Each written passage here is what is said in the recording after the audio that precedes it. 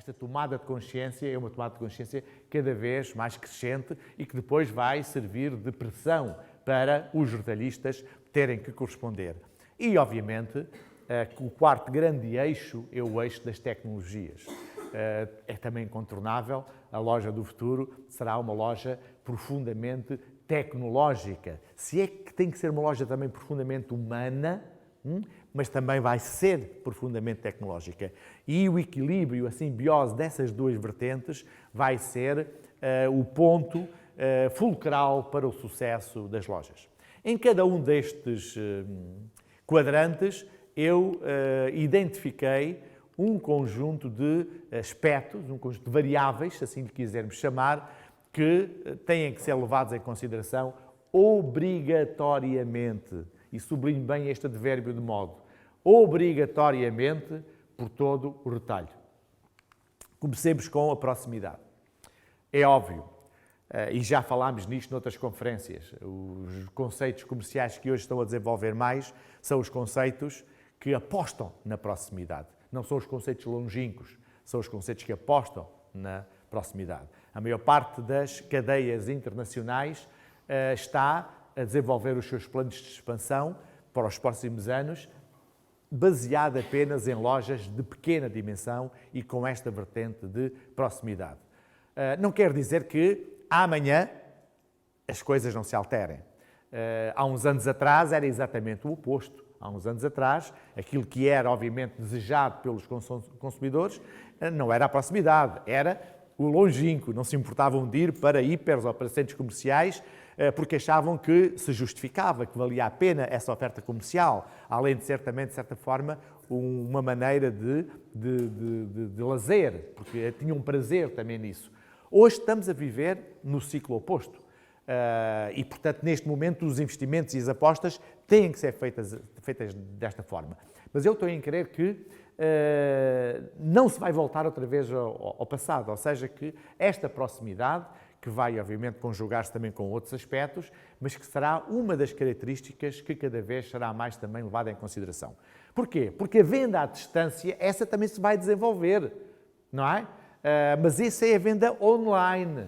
A venda física, na loja física, tem que ser uma loja também que fique próxima dos consumidores. Depois, esta vertente da saúde e do bem-estar tem a ver com não apenas a idade dos consumidores, portanto a tal faixa de consumidores séniores, que precisa, por questões da sua própria saúde, da sua idade, de ter uma alimentação mais racional, com menos gordura, com menos sal, com menos açúcar, e isso tem um impacto direto a nível não apenas do retalho, mas também da produção. E, portanto, os produtores também têm cada vez mais ter esta capacidade de se adaptar e de oferecer produtos nesta linha, mas também porque os jovens têm esta preocupação. E os adultos, hoje há, como vocês penso que reconhecerão, aquilo que podemos chamar o culto do corpo, não é? E as dietas estão na ordem do dia. E as pessoas fazem sacrifícios para fazer dietas, porque precisamente não é só pela saúde e pelo bem-estar, mas é também pela estética. Nós vivemos num consumo da estética, de valores estéticos, e isso repercute-se necessariamente também naquilo que é a oferta do retalho, que tem que se adaptar também a toda esta componente. Não é por acaso que nos últimos anos tem havido muita legislação sobre rotulagem e principalmente sobre rotulagem nutricional. Muitas empresas, até mesmo da área do retalho, antecipando um pouco às empresas produtoras, criaram sistemas de identificação com, por exemplo, semáforos, o amarelo, o verde, o vermelho, para, de uma forma direta e simples, o consumidor saber se aquele produto, de facto, tem muito teor de açúcar, se tem médio, se tem alto teor de açúcar, ou de gordura, ou de sal, etc. Porque essa informação, a informação nutricional hoje, é um imperativo também de todo o retalho. Antes era só das entidades ligadas à saúde. Hoje, os retalhistas têm que também fazer esse papel quase de prescritores de saúde para os seus clientes. Depois temos o preço. obviamente. O preço também é incontornável, já falámos, é quase, digamos, chato, aborrecido, estar sempre a falar no mesmo, mas não há maneira. A loja do futuro tem, obviamente, que ser uma loja também que consegue ter preço. É óbvio que há aqui uma exceção que temos que abrir e que todos vocês conhecem. Basta irmos à Avenida da Liberdade e nós encontramos lá 70 neste momento, são cerca de 70 neste momento, ofertas em que o preço praticamente não interessa. Há dias passei pela na Liberdade e na loja da Louis Vuitton tinha lá umas malas lindíssimas, sem preço. Nem tinha preço na montra. O que até, por acaso, é uma ilegalidade, porque a lei obriga a ter preço. Mas nem tinha preço. Não sei se foi erro, se era, digamos, deliberado em termos estratégicos, porque é óbvio que quem vai à Louis Vuitton está preocupado com tudo, menos com o preço. Mas esta é a exceção, porque o consumidor normal tem, efetivamente, uma preocupação forte com o preço, nomeadamente com a relação preço-qualidade. E, portanto, esta constante preocupação com o preço será também incontornável cada vez mais no futuro. E não apenas por força das crises económicas cíclicas que, de vez em quando, quase como cisnes negros, nos caem no colo, não é? Mas porque também, cada vez mais, há uma consciência de que a compra deve ser, obviamente, racional, que a compra deve ser equilibrada, que seria absurdo e é desnecessário gastar dinheiro excessivamente com produtos que se poderiam adquirir por preços muito mais baixos. E essa consciência é uma consciência que, obviamente, se está a generalizar e que levará a que os consumidores em geral tenham essa preocupação sempre presente na sua cabeça. O Ingvar Kamprad, o criador da IKEA, tem um dos seus princípios de vida que plasmou depois na atividade da sua empresa, da IKEA, que ele designa por consciência de custos. Ter a consciência dos custos. E ter a consciência dos custos é ter a consciência de que é quase criminoso criarmos desperdício. É quase criminoso não sabermos aproveitar as coisas na sua plenitude e antes de as termos utilizado plenamente, as mandarmos para o lixo ou as inutilizarmos ou até mesmo as substituirmos. Portanto, essa consciência dos custos acho que é algo que se irá cada vez mais interiorizando dentro da mente de cada um de nós. Depois temos um outro aspecto também muito importante, que é a relação. A relação empática, a relação que se cria com os clientes. A loja do futuro tem que saber criar essa relação. Daí a customização, a interatividade. Tem que aqui saber imitar precisamente o pequeno retalhista, imitar o antigo merceeiro, como o meu avô Pereira em Beja, que eu já vos falei, não é? Tem que saber imitar aquele comerciante que efetivamente se torna não apenas um fornecedor dos seus clientes, mas um amigo dos seus clientes. Se torna também uma pessoa que os clientes prezam, admiram, consideram. E isto é válido não para as pessoas apenas singulares, mas para as empresas. É importante que os consumidores admirem as empresas onde vão fazer compras. Porque isso, efetivamente, é a criação da relação. E, por outro lado, é importante também que as próprias empresas saibam criar essa relação também de respeito, que é muito importante, e até mesmo também de admiração, porque não, pelos seus clientes, sejam eles quais forem. E sejam capazes de traduzir isso na sua operação diária, na sua oferta e na forma como, precisamente, criam essa relação com os consumidores. Já não basta ter uma boa loja com bons produtos e com bons preços. Isso hoje quase que se torna o básico. Há que ir mais além. E, além disso, ter efetivamente esta capacidade de criar uma relação afetiva, emocional com os clientes. Depois, as entregas em casa. As entregas em casa, que foi uma prática que o retalho tradicional fazia e que depois deixou de fazer, que o livre serviço também, quando foi introduzido, não fazia, mas que hoje, obviamente, já faz. Porque as entregas em casa hoje, a nível do online, por exemplo, é o que acontece. Todo o comércio online faz entregas em casa.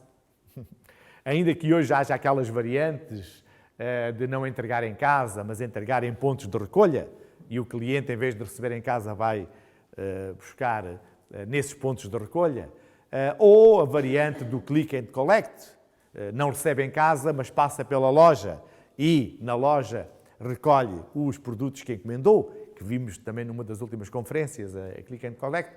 Não obstante essas variantes, o que efetivamente hoje acontece em termos do retalho online é que tudo é entregue junto do consumidor final. Porque não há loja. Mas e as lojas, como é que é? Têm que, só podem vender se o cliente se dirigir lá às lojas? Não. As próprias lojas também têm que, efetivamente, ter mecanismos de poder entregar em casa, delas funcionarem como centros logísticos também para a entrega dos produtos em casa dos clientes. Portanto, não podem jamais estar apenas a aguardar que os clientes lá vão, têm que elas ir também diretamente aos clientes. Como dizia aquele jargão, se Maomé não vai se a montanha não vai a Maomé, Maomé tem que ir à montanha, obviamente. Portanto, é incontornável que a loja crie mecanismos para poder também ter esta capacidade de chegar diretamente ao consumidor final. E depois temos os valores. Este talvez seja um dos aspectos mais polémicos, porque vivemos numa sociedade muito materialista. Vivemos numa sociedade que até muita gente diz sem valores, não é? Ninguém hoje tem valores. Mas eu, por acaso, não concordo. Eu não concordo com isso. Acho que cada vez mais os valores vão ser importantes e vão ser decisivos nas opções de compra dos consumidores. Cada vez mais os consumidores, não apenas, obviamente, e é incontornável referir o preço, mas levarão também em consideração se aquela empresa é uma empresa ética, se aquela empresa é uma empresa que aplica na prática valores universais, valores que ele considera que são importantes e fundamentais. Entre duas ou três, escolherá precisamente aquela que tiver essa percepção, que o cliente tiver sobre ela essa percepção. E no que respeita a valores, nós tivemos agora, recentemente, há pouco tempo, uma ajuda, chamemos assim, para defender esta tese de que os valores são importantes e serão cada vez mais importantes. Foi um homem que, provavelmente vocês conhecerão, chamado Philip Kotler, que é um dos gurus do marketing mundial, que escreveu um livro chamado Marketing 3.0. E no Marketing 3.0, ele defende precisamente o que está aqui neste quadro, que é um quadro extraído até desse livro, ou trabalhado a partir desse livro. O Kotler, que obviamente, como todos os marketeers, defendia antes o marketing do produto, não é? Portanto, todas as ações de marketing deviam incidir sobre o produto é o princípio, o fim e o meio de todo o marketing, que depois evoluiu, obviamente, do produto para o consumidor, ou seja, não, o marketing é uma atividade que deve focar-se não no produto, mas sim no consumidor, que é, no fundo, aquele, digamos, a visão, o entendimento do marketing que hoje é mais dominante, mas para Kotler, o futuro do marketing não é focado nem no produto nem no consumidor. terá que ser focado nos valores. E o Kotler chama a este marketing, ou adjetiva a este marketing, com uma palavra que, para muitos de nós, faz-nos eriçar quase os pelos dos braços. Marketing espiritual. Marketing espiritual. Mas o que é que o espiritual tem a ver com os negócios? Tem e cada vez terá mais. O marketing dos valores, o marketing espiritual. Reparem, ele depois faz a ligação entre aquelas três componentes de qualquer empresa, que são a missão, a visão e os valores, e liga isso precisamente às três grandes épocas do marketing. O primeiro marketing, que se ligava ao produto e à mente do consumidor, dirigia-se à razão do consumidor. O atual, que foca-se no consumidor, mas dirige mais ao coração, às emoções, aos sentimentos do consumidor, para o marketing do futuro, que é aquele que se vai dirigir à alma do consumidor. E isto, para muitos marketeers, é quase disruptivo e quase, digamos, revolucionário. Dirigirmos à alma dos consumidores, ao seu espírito. Mas sim, precisamente fazendo o quê? Praticando a compaixão. A compaixão. Então, mas compaixão, um termo religioso? Não, compaixão não tem nada de religioso. Essa vertente ou essa noção de compaixão ligada à religião não é a verdadeira noção, o verdadeiro sentido de compaixão. Compaixão significa, etimologicamente, pôr-nos no lugar do outro. Colocar-nos no lugar do outro. É isso exatamente que o marketing tem que fazer. É colocar-se no lugar do consumidor. Isso é que é. Portanto, a compaixão é precisamente uma componente fundamental do marketing espiritual e do marketing do futuro. A sustentabilidade ou a capacidade, digamos, de ter uma prática sustentável ligada aos valores e à visão também. E este aspecto aqui, repara, não é só ser melhor, não é só ser diferente, é fazer a diferença.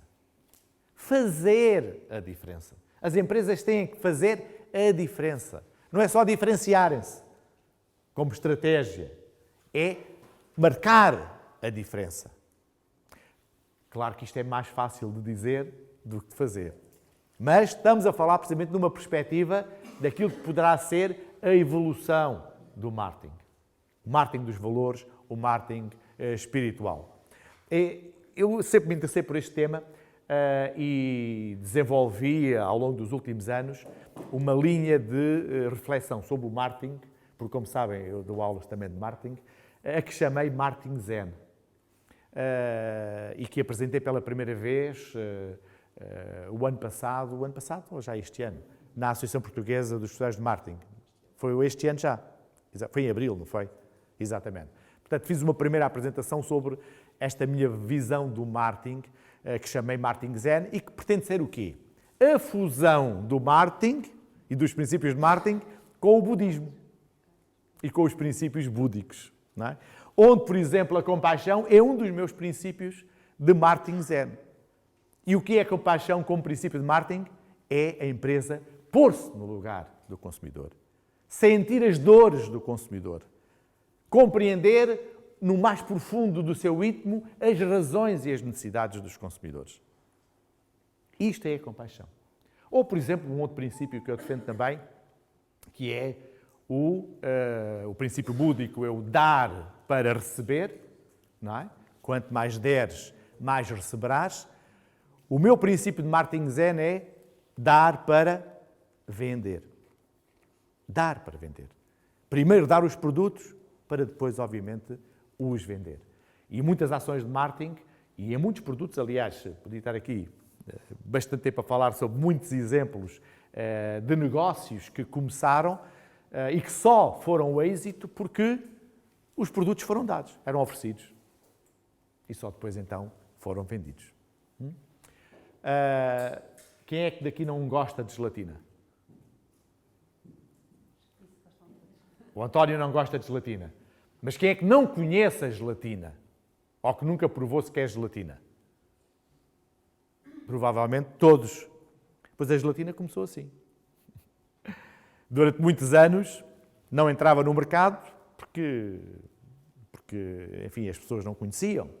E até que a terceira empresa que começou, digamos, a desenvolver, porque o criador da gelatina foi à falência, não conseguiu, houve depois um outro que comprou, também não conseguiu, e então o terceiro, no início do século XX nos Estados Unidos, é que se assumiu o negócio, começou a fazer o quê?